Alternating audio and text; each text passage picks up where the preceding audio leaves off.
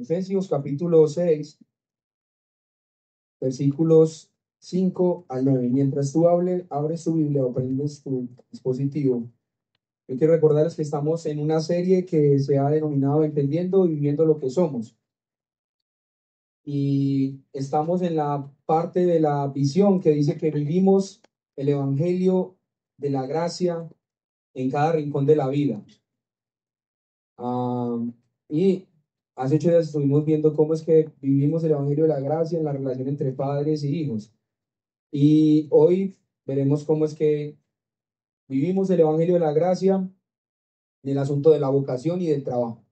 Entonces, vamos juntos, hermanos, Efesios 6, versículos 5 al 9.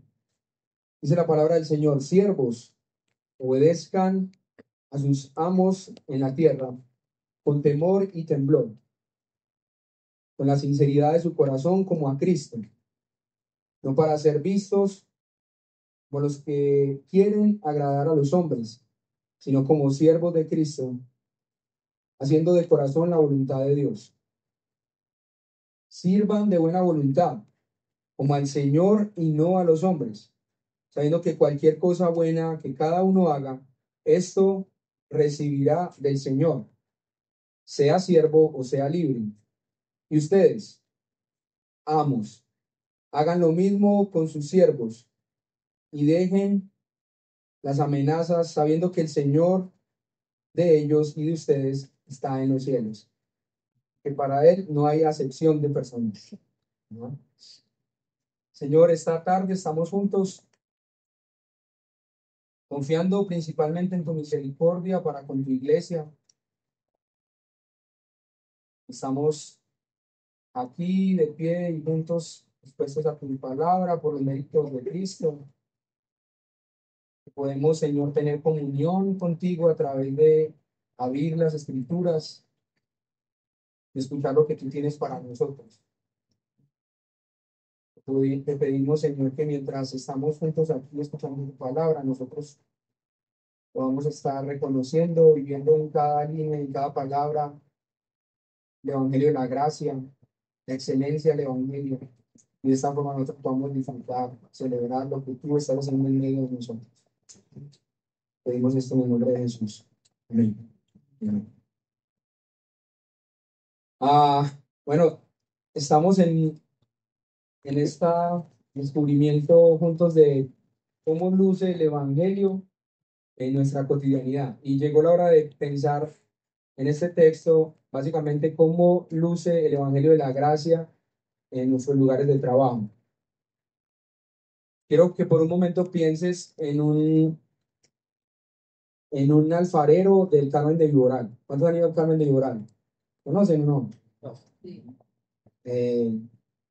Este alfarero trabaja duro el barro y este alfarero tiene vasijas grandes y vasijas pequeñas. Algunas adornan o tienen como fin adornar unas fincas muy grandes y lujosas. Otras tienen como fin unos usos más humildes en casas sencillitas, campesinas. Pero todas, sin lugar a dudas, pasan por las mismas manos, están girando en el mismo torno, están bajo la mirada del mismo maestro. Ninguna vasija puede glorificarse a sí misma, ni puede gloriarse en nada, porque fue literalmente el alfarero quien tomó la decisión de darle un determinado desde abajo. Tampoco ninguna vasija de esas podría quejarse al lugar en el que va a ir a parar, ni cuál fue el lugar que le fue asignado ocupar dentro de la cocina. Casi que cada vasija sirve para un propósito específico en cada casa y en cada lugar muy determinado. Así somos tú y yo en el reino de Dios. Algunos quizás sirven en posiciones altas, otros en lugares más humildes, pero todos, absolutamente todos, estamos en las manos del mismo alfarero, el mismo Señor.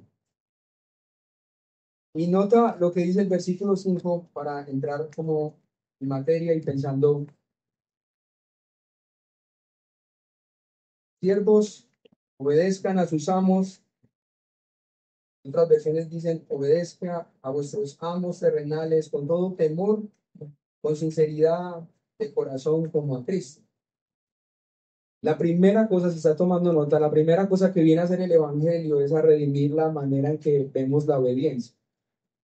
O en otras palabras, este texto nos está mostrando cómo es que el Evangelio de Jesucristo viene a redimir la relación entre trabajadores y jefes. Eh, Ustedes saben que para este momento o en el mundo antiguo, esta relación literalmente es escrita, como dice acá, entre siervos y amos. Eh, pero en otras palabras, nosotros hoy podríamos pensar que sería como entre empleados y empleadores, entre alumnos y maestros, entre ciudadanos y gobernantes. Por supuesto que Pablo no está aprobando la esclavitud, pero lo que él está tratando de hacer es mostrar cómo es que esos esclavos podrían vivir la realidad del Evangelio y cómo es que ellos iban a ser transformados por el Evangelio de adentro hacia afuera. Eh, y una primera cosa que nosotros notamos en este primer versículo es que eh, el creyente o el que Pablo está llamando como creyente obedece no simplemente por servir y por hacer las cosas, sino que él ve que por encima de esa autoridad que ha estado puesta en la tierra hay una autoridad mayor que es Cristo. Ustedes saben, el temor y el temblor no es una cosa que nosotros debamos tener a una persona o a un jefe. Más bien es como una reverencia a Dios. Entonces, no está llamando a tenerle miedo al hombre o al jefe o a su autoridad, sino más bien estaba llamando a que ellos tuvieran reverencia a Dios. Y cuando el texto está diciendo que la obediencia debe ser con sinceridad de corazón, es decir, está diciendo que debería ser sin hipocresía, que debería ser sin doblez, que debería servir aun cuando nadie lo estuviera mirando, cuando nadie lo estuviera viendo. Entonces, en esa misma línea, nosotros podemos decir que el servicio cristiano no depende de quién nos manda, sino de quién nos salvó. De que el siervo obedece porque su Señor está en el cielo y cada acto que él haga es, de hecho, un acto de oración, si lo haces con fe, es un culto al Señor. Así que Pablo nos está diciendo acá, manténgase piadoso aun cuando eres maltratado. Y ustedes saben, eso no suena muy bien en esta época, ¿no? En una época en la que las condiciones sociales y actuales del trabajo priorizan como todo lo que tenga que ver con el trabajador y entonces eh, ya cualquier cosa que tú hagas y digas puede utilizarse como acoso laboral. eh, no le llames obrero, no le llames trabajador, llámale colaborador. Ya tú eres un líder en tu área de trabajo. No puede haber como ese tipo de jerarquías. Eh, y por supuesto, digamos, yo no estoy como tratando de llamarles a volver a una era de la esclavitud y por supuesto que no estoy en contra de todas las cosas que se hagan bien, pero sí creo, digamos, que se ha volcado como un poquito ese sentido de autoridad. Eh, esta semana hablaba con Estefanía acerca de, de los planes de seguridad y salud en el trabajo y cómo eso ha venido como ocupando un lugar muy importante en las organizaciones, pero a veces ponen como en jaque la autoridad de los jefes hacia las personas que tienen encargados. Así que, en primer lugar, lo que Pablo está diciendo acá es, los esclavos y los empleados cristianos deben obedecer las instrucciones que les den sus jefes. Por supuesto, hermano, yo quisiera como hacer algunas aclaraciones porque no es simplemente que tú vas a obedecer todo lo que te digan, por lo menos no dentro de un marco en el que te estén violando los límites bíblicos. Yo quiero mencionar al menos tres cosas que no obedeceríamos a un jefe. La primera de ellas es instrucciones que tengan que ver con asuntos de inmoralidad. Ustedes saben, en Éxodo 1, las parteras hebreas no obedecieron las instrucciones de sus amos egipcios de matar todos los niños varones. Tampoco hoy en día el médico o la enfermera cristiana en la actualidad debería prestarse para participar en un aborto. La segunda instrucción que no deberíamos obedecer, pues hemos sido llamados cristianos, son instrucciones que tengan que ver con la idolatría. Nota, por ejemplo, en Deuteronomio capítulo 3, en Babilonia, los jóvenes judíos desterrados, Sadrach, Mesach y Abednego, que se rehusaron a adorar esas estatuas del emperador. Tampoco hoy en día los cristianos deberíamos participar en servicios múltiples, en las expresiones que tengan que ver en contra de la fe que profesamos. Por ejemplo, los que están en el gremio de los camioneros, las celebraciones a la Virgen. En alguna ocasión yo trabajé para una empresa que fabricaba y maquilaba y comercializaba como aretes, bisutería para mujeres. Y yo recuerdo que, aunque yo estaba en la parte administrativa, eh, todas las piedras, las cosas que usaban para vender y comercializar, empezaron a hacer como rituales raros y cosas así. O sea que una vez dijeron que una decisión administrativa deberían consultarla a un oráculo. Y yo, pues, ustedes saben, ¿no? Queriendo honrar al Señor ahí, pero hay unos lugares donde nosotros ya debemos como tomar unas decisiones y eso implicó que yo tuviera que renunciar en ese trabajo. Entonces, número uno, las instrucciones que tengan que ver con la inmoralidad, nosotros no las obedecemos, las instrucciones que tengan que ver con la idolatría. Y por último, mencionar las instrucciones que supriman el evangelio de manera directa. Noten ustedes, en Hechos capítulo 4, los apóstoles no obedecieron las instrucciones del Sanedrín cuando les mandaron a dejar de predicar la salvación por medio de Cristo. Tampoco hoy los cristianos deberíamos callar el mensaje sobre Cristo. En especial si eso, digamos, no limita tu cumplimiento o mi cumplimiento de las tareas para las que fui yo empleado. Ahora, seguramente podemos a veces estar callados por sabiduría dentro de nuestros lugares de trabajo, pero lo que nunca podremos hacer es negar a Cristo y no podremos tampoco permanecer para siempre callados. Yo quisiera hacer una aclaración en este punto. Me refiero a quienes trabajamos en algunas empresas. Por ejemplo, yo hace muchos años atrás trabajé en una compañía de financiamiento que se llama Tuya y nadie, absolutamente nadie sabía que yo era cristiano, porque no parecía por mi forma de hablar, porque no parecía en muchos aspectos. Eso no puede pasarle a un cristiano. Pero también en otro trabajo que tuve, había un compañerito que en las horas de trabajo entraba al baño y se demoraba demasiado. Y un día cuando lo llamaron, era que él ahí sentado leía la Biblia en sus horas de trabajo. Entonces ahí vemos como dos extremos donde yo creo que eso no es lo que la Biblia nos está llamando a hacer. No se trata de que tú estés en el lugar de trabajo y absolutamente nadie sabe que tú eres cristiano.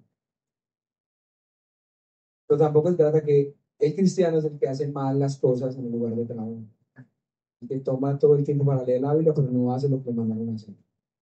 Al menos, hermanos, dentro de estos tres principios que les he mencionado, podríamos aceptar nosotros las instrucciones de un jefe o de un empleador, según lo que dice Romanos capítulo 13, versículo 1, de que toda autoridad ha sido puesta por Dios. Si nuestro jefe o el gobierno o el cliente quizás nos amenazara con castigarnos por dar testimonio fiel a Cristo, hacer las cosas como es debido y darle gloria a Jesucristo, nosotros tenemos la libertad de dar testimonio y luego quizás aceptar el castigo o buscar una solución legal cuando sea posible. Quizás buscar otro trabajo o quizás por una temporada de tu vida considerar esto como un privilegio por ser perseguido. Hermano, lo que estoy diciendo en este primer punto y en estos primeros versículos es que los creyentes del Rey de la América no nos debemos rehusar a obedecer a nuestros jefes, solamente porque nos sintamos cansados o menospreciados.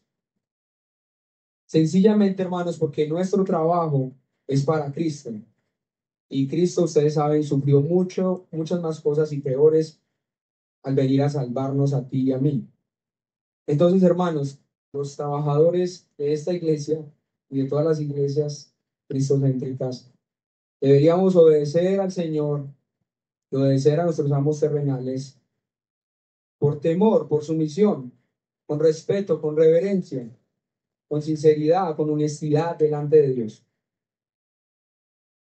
En otras palabras, es posible que nuestro jefe terrenal sea totalmente indigno, pero en nuestro corazón lo que hacemos también lo hacemos para Cristo. Puede ser que tú te lleves muy bien con tu jefe, puede ser que tú te lleves muy mal con tu jefe. Deberías estar pensando es que todo lo que tú haces lo haces para la gloria de Jesucristo.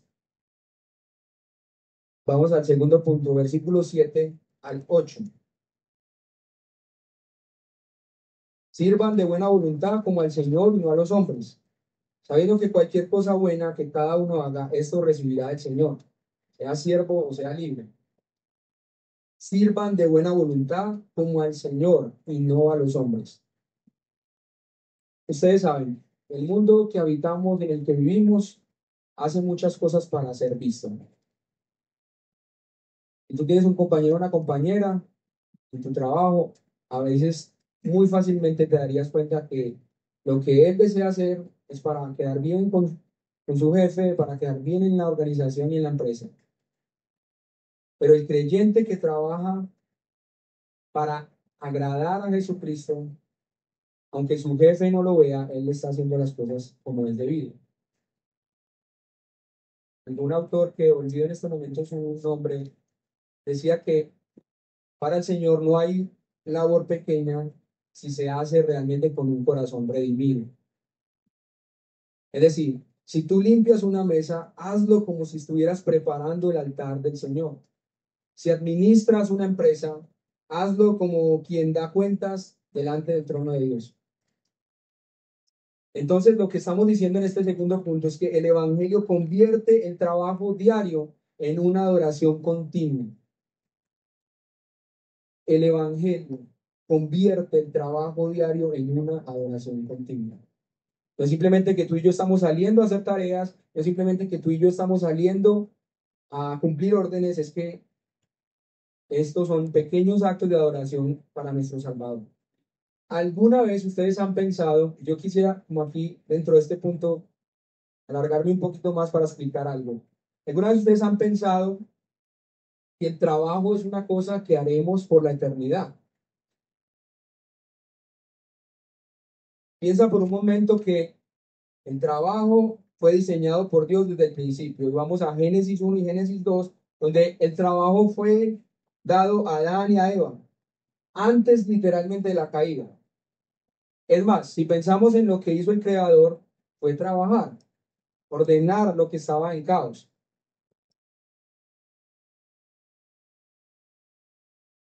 Y es que,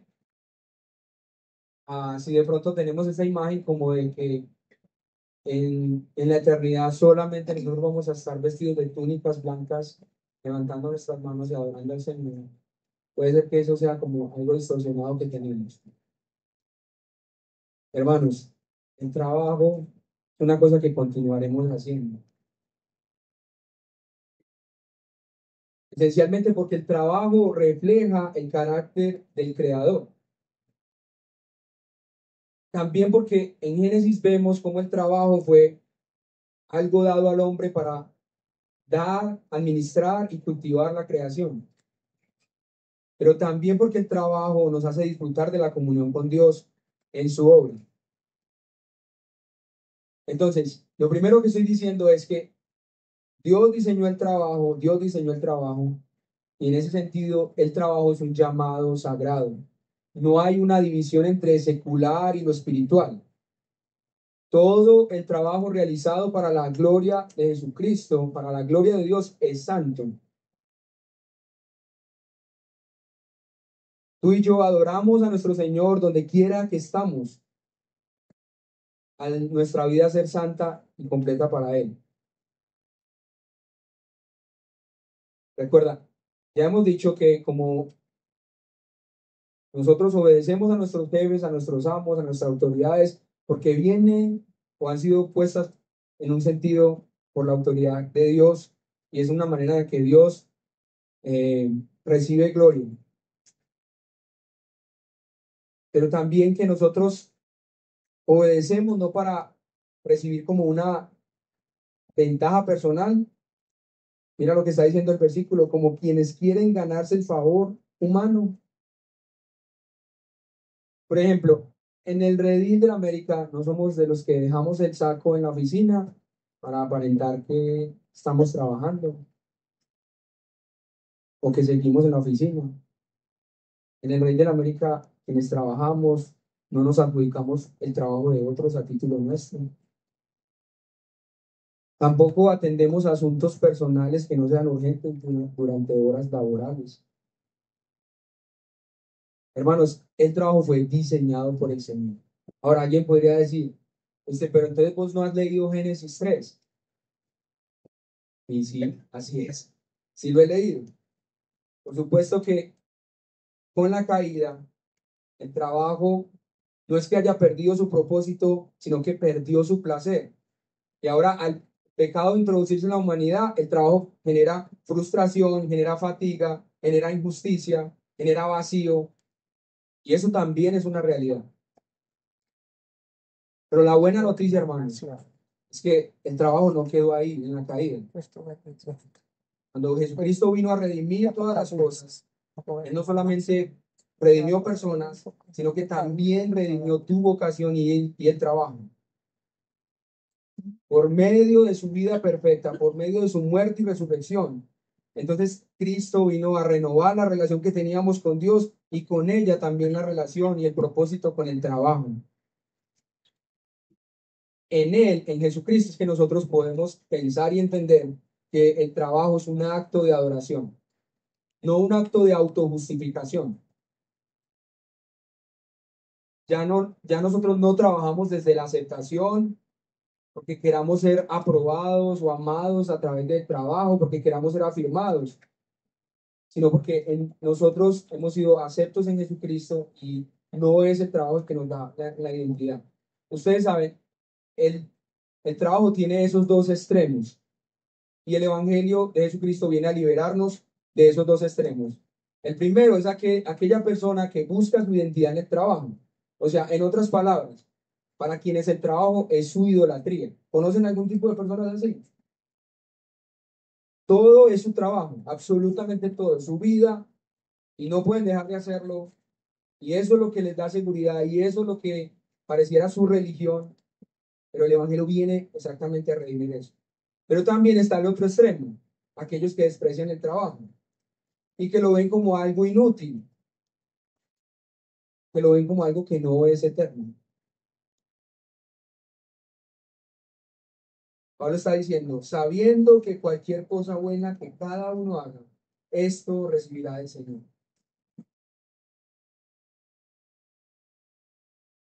El cristiano sirve con esperanza, trabaja con esperanza, porque Cristo recompensará no solamente el éxito, sino la fidelidad con la que tú y yo lo hagamos. Puede que tu jefe, tu amo terrenal, no te lo reconozca, pero el amo celestial nunca se olvidará de cada cosa que tú y yo hagamos. Entonces ya hemos visto que el trabajo, dentro de este segundo punto, el trabajo, de manera muy rápida, el trabajo fue diseñado por Dios. El trabajo experimenta una caída, pero también experimenta una redención. Y no solamente que experimenta una redención, sino que en Cristo nuestro trabajo participa del plan redentor de Dios. Ya no es en vano que tú y yo trabajemos. En alguna medida, nuestro trabajo diario es una anticipación de la nueva creación, donde todo será restaurado. Es decir, lo que estoy diciendo es que el trabajo que tú y yo hacemos hoy en día, redimido, se convierte en un medio de servicio y de testimonio para todo el mundo. En otras palabras, Dios está usando el trabajo de los creyentes para bendecir al prójimo, para promover la justicia, para mostrar su belleza y el orden, para dar testimonio del reino que vendrá. Hemos dicho en varias ocasiones en esta iglesia que toda la tierra le pertenece al Dios que adoramos y que el Dios que adoramos está vivo. Ese mismo Dios es quien provee para nuestras necesidades diarias. Cuando tú y yo con- contribuimos en una empresa agrícola, en una empresa comercializadora o de informática para la que trabajamos, de alguna pequeña manera estamos ayudando a gobernar la creación de Dios. Y es que recuerda las dimensiones del trabajo. En un sentido, una dimensión vertical, todo lo que hacemos para la gloria de Jesucristo, y en otro sentido, todo el trabajo horizontal, es que lo que tú y yo hacemos en el trabajo bendice a, a otras personas. Ya sea que tú hagas contratos, diseñes un programa de software, recetes unos medicamentos, quizás diseñes una construcción o la ejecutes. Algunos que organizan brazos rotos de camionetas, algunos que hacen nocheros y closet. Ya sea que vendas libros o que preparemos sermones, lavemos ropa sucia de la semana o lavemos platos en un restaurante. Adoramos a Dios cuando lo hacemos para Él. Y todo esto lo hacemos para proveer y alimentar a nuestra familia, para ganar dinero con el cual contribuir a la obra del Evangelio y, por supuesto, a la compra de la sede. Pero especialmente, hermanos, especialmente queridos, para agradar al jefe supremo, a Jesucristo, nuestro Señor y Salvador, quien está sentado en el trono y merece cada acto de alabanza y adoración que tú y yo hacemos en la cotidianidad. Para recapitular en este segundo punto, Dios ha diseñado el trabajo. El trabajo, al entrar el pecado en el hombre, ha tenido una caída, pero Jesucristo vino a redimirlo. Y ahora nosotros tenemos un nuevo entendimiento del trabajo. Pasemos al tercer punto, versículo 9. Y ustedes, amos, hagan lo mismo con sus siervos y dejen las amenazas. Ustedes saben que el Evangelio también vino a corregir la manera en que entendemos la autoridad. Eso es, el Evangelio vino a redimir la manera en que entendemos la autoridad. Con otras palabras, también vino a redimir la relación entre jefes y trabajadores. Por una sencilla razón, porque jefes y trabajadores tienen un mismo amo. Es decir, el Evangelio pone al amo bajo la misma norma que al siervo. Ya no hay espacio para la tiranía, ya no hay espacio para el abuso, ya no hay espacio para la amenaza. Ambos, el que manda, pero también el que obedece, están bajo el mismo señorío de Cristo. Y ya le dedicó un tiempito para hablar a quienes recibían órdenes, ahora toma este tiempito para hablarle a quienes dan órdenes. El amo, el jefe, si tú lideras un equipo de trabajo, si tú eres un gerente, un director dentro de tu lugar de trabajo, tú y yo debemos reflejar la justicia, la mansedumbre y la equidad de nuestro Salvador. Debemos recordar que el mismo Señor de ellos es nuestro Señor. Y entonces alguien dirá, pero es que los que yo dirijo no son cristianos. Entonces, ¿cómo sería? Bueno, hermanos, Cristo no hace acepción de personas. En Jesucristo no hay jerarquía. La gracia no es un asunto que es jerárquica. Y si a quienes tú lideras no son creyentes, con más veras deberías mostrar el Evangelio de Jesucristo, mostrar quién es tu Señor. Así que lo que vemos en este versículo es que el señorío de Cristo destruye toda la superioridad carnal y establece en alguna medida una comunión santa entre iguales en la fe. Los ricos y poderosos deberían servir a Cristo con todo corazón, tanto como los pobres. Pero noten que este mandato a los amos es sorprendentemente, eh, digamos, anormal en el asunto de la cultura. Mira lo que dice: traten a sus esclavos, traten a sus siervos, otras versiones, de la misma manera en que les gustaría ser tratados. O sea, alguien que hoy sea autoridad en el ambiente laboral debe entender este principio. Trata de la misma forma como quisiera ser tratado. Y yo quisiera que piensen algo. Yo no estoy invitando a abandonar el rol de liderazgo ni la responsabilidad de dirigir eh, la mano de obra o el equipo de trabajo o el liderazgo, que tal como lo vemos claramente en Jesús, eh, había una autoridad con sus discípulos. Entonces, por lo tanto, yo no estoy diciendo que los amos o que los jefes deberían abandonar su liderazgo, porque eso también traería como un caos. Imagínense ustedes un lugar donde nadie, nadie manda y todos mandan. Es algo de lo cual nadie se beneficiaría. Pero lo que estoy diciendo, hermanos, es que significa tratar a los empleados con respeto, significa tratar a las personas con temor y sinceridad, con el mismo temor y la misma sinceridad a Cristo que deberían mostrar ellos al recibir tus órdenes. Y ustedes saben, la verdad es que hay pocos jefes con esa comprensión y ese entendimiento.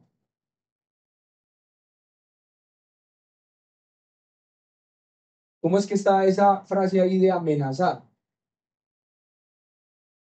Bueno, lo que está diciendo es que los amos de aquel entonces o los empleadores o empresarios de ahora no amenacen a sus empleados, no traten de imponerles consecuencias injustas ni arbitrarias. De nuevo, hermanos, por supuesto, yo estoy a favor de que haya normas, conductas, que hayan disciplinas, que hayan sanciones, pero también, por supuesto, que haya un proceso de quejas, de arbitraje independiente, para que los trabajadores no vivan el terror de que sus jefes les van a quitar el sustento de manera injusta. Y lo que está Pablo diciendo acá es que esto lo hacen los jefes cristianos porque saben que su propio amo celestial también es amo celestial de sus empleados. Adicionalmente, está diciendo ahí Pablo que Dios no muestra favoritismo. Y, y puede ser que eso no parezca tanto a la cultura laboral que vivimos hoy en las empresas, en lugares de trabajo. Ustedes saben, el jefe es el que está acostumbrado a tener privilegios, que tiene ventajas sociales dentro de la compañía, pero también en el resto del mundo. Pero hermanos, con Dios no hay favoritismo.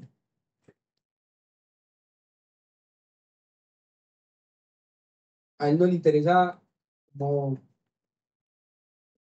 las muchas dádivas y oportunidades que haga un jefe,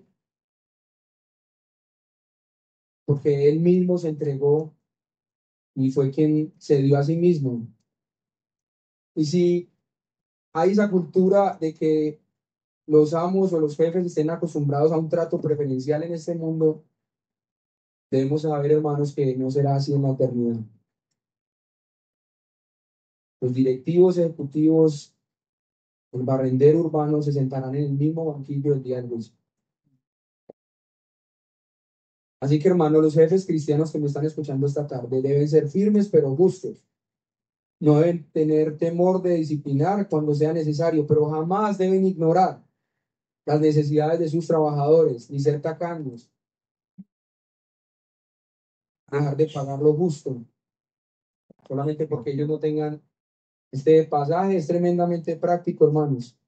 Los amos y los esclavos, los padres y los hijos reciben la instrucción de vivir y trabajar juntos como siervos de Cristo para anunciar a las regiones celestiales la sabiduría y la victoria de Dios. en su misión eterna de reunir todas las cosas bajo Cristo. La victoria de Jesucristo sobre las potestades proclama que el Señor nos ha redimido no solamente para vivir los domingos en la adoración, sino también de lunes a sábado.